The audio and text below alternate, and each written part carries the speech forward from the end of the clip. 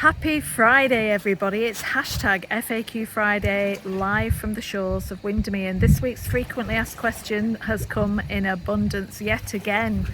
Ping-demic is the hot topic of the week. That businesses are having to close, or businesses are having to close services, facilities.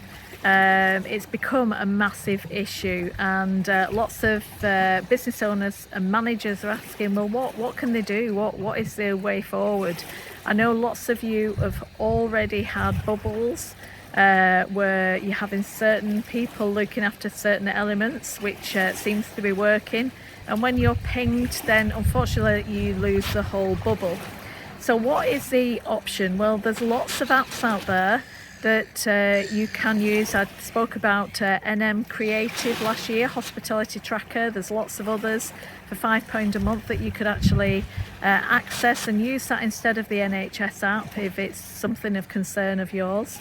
There's also different elements where you can take the data of people. If anybody reports as positive, that you can contact all your guests.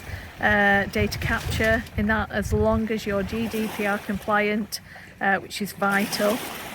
So there are all sorts of other elements and other solutions, because there has been a definite issue with this ping-demic, and I totally understand and appreciate it that people are being pinged taking 4 days off, some are being pinged taking 10 days off, and that's simply when they've actually been in the company of somebody who's tested positive.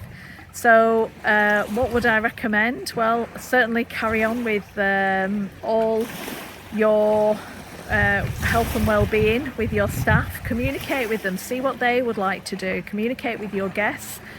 Try and use a different data app that you could possibly use that would be able to potentially contact you in the event that someone tests positive, and then you can contact your guests, or the same with the app.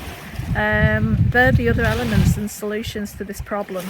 I'm not saying that never ever use the NHS app, but if it's something that is happening quite regularly and it is crucifying your business, obviously you've got to stay safe and well. That is vital, and test appropriately, because we have to get this pandemic under control. We have to get this virus under control and actually take action to maintain a health and safe working environment, and it is vital. So make sure your health and well-being is the best it can be. And I know when you're working flat out, you're not sleeping, you're worried about your business, you're worried about your team, it is difficult. But try and implement your health and well-being within your organisation, and check up on your team. Make sure that if there's some triggers, if they're worried, the fear and anxiety is kicking in, that you're noticing it, because this ping-demic is going to continue for any time soon.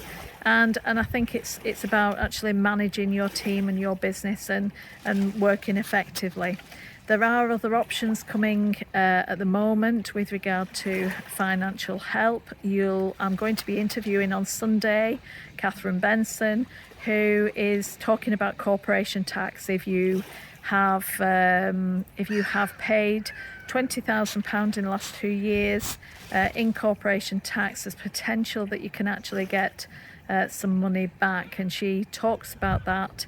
She will be talking about that on Sunday, and we'll talk more in depth about what that all means, and get actually some knowledge and experience from that. So watch out for that. But I hope that's been helpful. I hope you're not ping-demic